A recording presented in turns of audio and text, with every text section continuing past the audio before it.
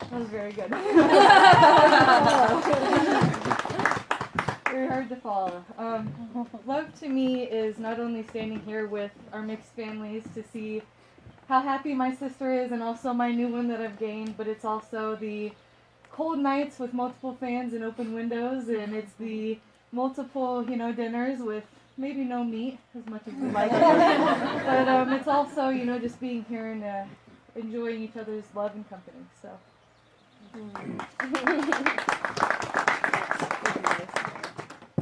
So the best way to describe love to me feels like coming home after having a hard day and feeling immediately better. Love is being accepted and supported unconditionally. Love has no strings attached. It's happy tears. It's happiness. Sorry. You're okay. You're okay. We love you. Hi, we got nothing but time. Fry it out, May. No one's hot. No one's hot.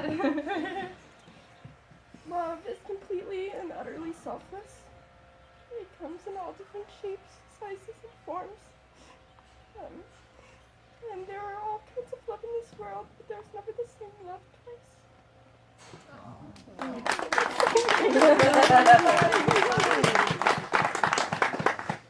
Okay, so hi, I'm Michelle. I'm Reese's sister. And if you don't know, my mom and dad recently celebrated their 36th wedding anniversary. Yeah.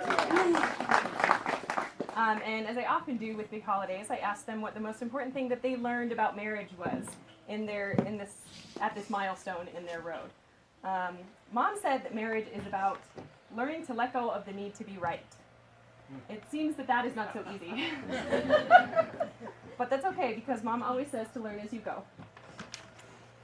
And Dad said that in 36 years of marriage, he learned that marriage is about learning, not just knowing or understanding, but learning to actually live the difference between discussing something and arguing about something.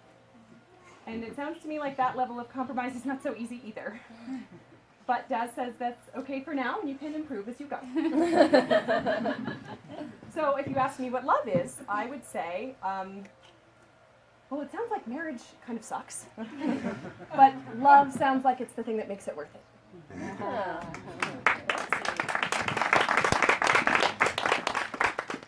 And I want to close with a reading from the book of Corinthians about love. If I have the eloquence of men, but speak without love, I'm simply a gong booming or a cymbal clashing. And if I have the faith in all its fullness, enough to move mountains, but I move mountains without love, it does me no good. Love is always patient and kind, never jealous or boastful or conceited, never rude or selfish. It doesn't take offense and is not resentful. Love takes no pleasure in the other person's failings, but delights in the truth when it wins out. It's always ready to overlook, to trust, to hope, and to endure whatever comes.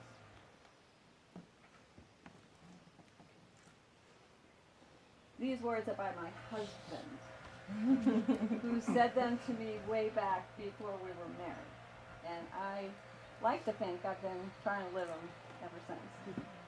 Love lets the other be and helps the other be in order that both may become. And he's done this.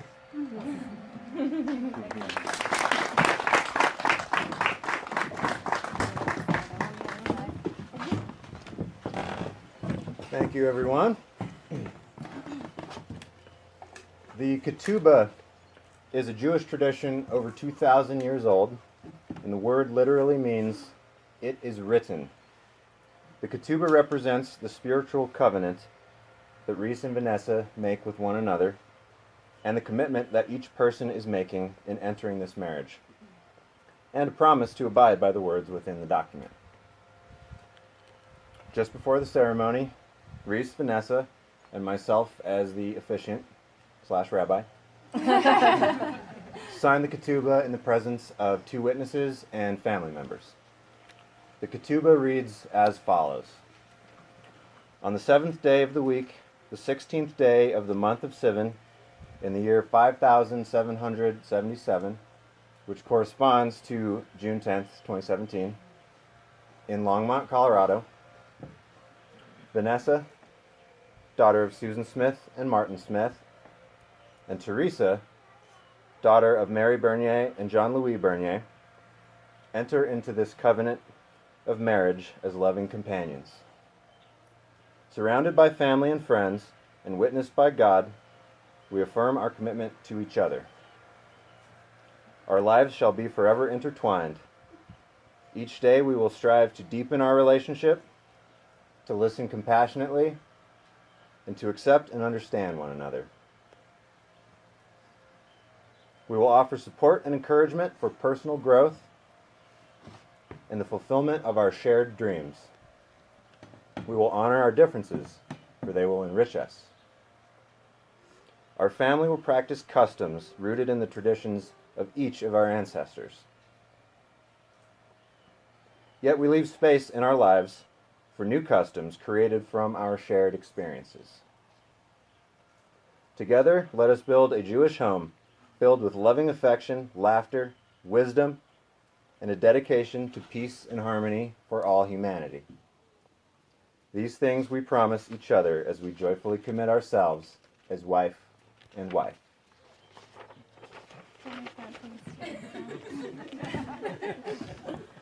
You're doing great. Hang it. For the next 36 years. Yeah, that's right. We move now to another Jewish tradition, the breaking of glass. The glass, once broken, may never be truly reassembled. The change is permanent. Likewise, the bonds that you will form today are permanent and spirit-altering. Your lives have been changed irrevocably, but for the better. Reese and Vanessa, take a moment to recall all of the wonderful things that have led you to this moment here. And try to do this a few times throughout the night. I hear that can be difficult on your wedding day. Think of all the smiles enjoyed and the tears endured, all the meticulous plans that went awry, and the happy accidents that got you back on course. Everything that's led you to this wonderful moment right here. While the words you'll speak will seal your union, it is the smashing of this glass that truly seals your spiritual bond. It is tradition that when the glass is smashed, all the wedding guests, meaning everyone here, yells Mazel Tov in celebration. So, I'm sure we've all seen this in movies. We're going to do it. So please, everybody, join in with your best and most boisterous Mazel Tov and cheers when the glass is broken. You may now break the glass. How about I'll finish it off? You can do it at the same time? Yeah, Mazel Tov!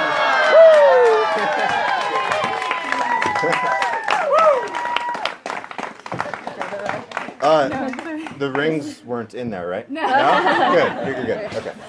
Good. It's in another bag. That was exciting. Excellent smashing. I knew you'd do it. I needed that. Now she's ready to party. Yeah, let's do this. Reese and Vanessa will now exchange their wedding rings with the help from someone very near and dear to their hearts. Someone who's been waiting very patiently and is a very good boy.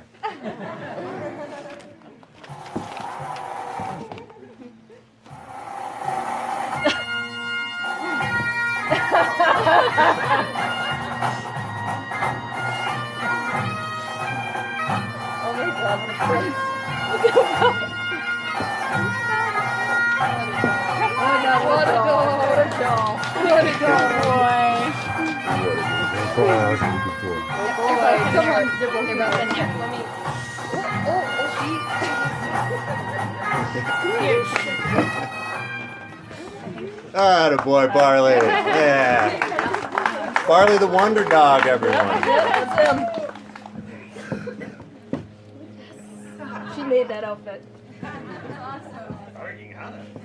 The wedding rings symbolize the never-ending love you two have for each other. By exchanging these rings, you solidify a lifelong commitment to each other. The rings serve as a welcome and constant reminder of the bond you're forming today with your partner. Please repeat after me. Reese will go first. Vanessa Ward, Vanessa Ward, I give you this ring I give you this ring as a symbol of my enduring love. as a symbol of my enduring love. Just as the circle of the ring completes itself, Just as the circle of the ring completes itself, so you complete me. so you complete me. Vanessa? Oh, you're gonna put them on? Oh yeah. Do it again. Yeah. That's probably what makes it. Yeah, I would think. That's what completes it. Oh. Get her on there, come on. It's a little warm out. There, you work fine. Okay. Vanessa? Reese Bernier, Reese Bernier, I give you this ring I give you this ring as a symbol of my enduring love. as a symbol of my enduring love. Just as the circle of the ring completes itself, Just as the circle of the ring completes itself, so you complete me. so you complete me. You've been waiting for that. Reese Bernier and Vanessa Ward, by the power vested in me by the Universal Life Church, by the progressive bastion that is the state of Colorado, and eventually by the United States Supreme Court, I am pleased to pronounce you married, sealed together today, both in law and love, under the eyes of God. Reese and Vanessa, you should probably kiss each other now.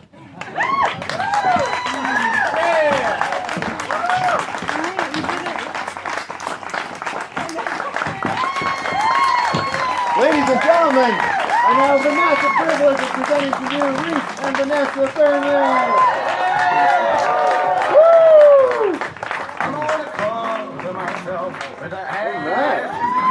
Family, immediate family of the bride, please stay behind for photos. Everyone else proceed to cocktail hour down this way, and dinner is at 5:30.